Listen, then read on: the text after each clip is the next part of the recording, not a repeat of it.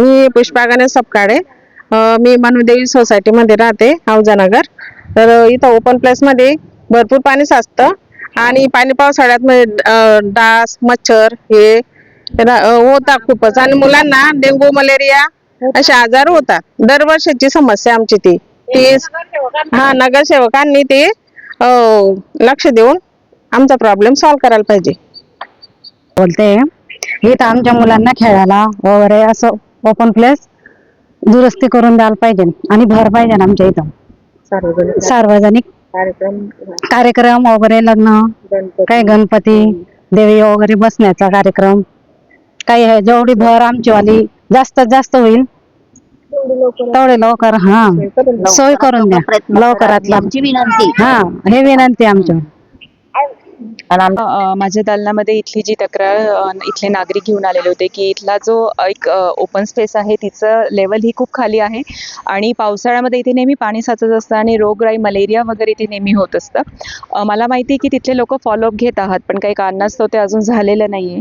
पण आता मी प्रशासनाला आदेश दिलेले आहे की जेही आपलं वेस्ट मटेरियल कुठे आपल्याला निघत असेल किंवा शहरामध्ये कोणी टाकत असेल तर त्यांना आपण इथे येऊन ते डायव्हर्ट करावं, जेणेकरून तुमचा हा जो खोल भाग आहे तो लेवलला आम्ही आणून देण्याचा प्रयत्न करू.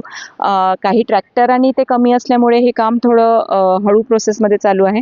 पण मी लोकांना आवाहन करून म्हणजे खात्रीने सांगते की जितक्या दिवसात कमी दिवसात मला येत्या पावसामध्ये हे जितकं कमी करता येईल तितके माझं आणि महापालिकेचा प्रयत्न हेच राहील की तुमची लेवल ही भरून देण्यात येईल, की ह्या वर्षी पाण्याचं प्रमाण जे इथे आहे ते राहणारच नाही, कमी राहील. आणि तुम्हाला जे नागरिकांना इथला त्रास गेले काही वर्षापासून होत आहे ते ह्या वर्षी होणार नाही याची काळजी मी नक्की घेणार आहे. आम्ही इथे आज बघायला आलेलो होतो तर खूप मोठा पोर्शन आहे, त्यामुळे मटेरियल इथे जास्त लागत आहे, त्यामुळे मला असं वाटतं इथे वेळ लागलेला असेल. पण येत्या काही याच्यामध्ये आरोग्य विभाग असेल किंवा महापौर म्हणून मी फॉलोअप ठेवेल की हे जितक्या लवकर भरलं जाईल तितकं मी कारवाई याच्यावर करेल. काही नागरिकांनी नागरिक इतके गेल्या वर्षापासून फॉलोअप घेते तर प्रशासनाने खरंच कारवाई केली गेली पाहिजे होती.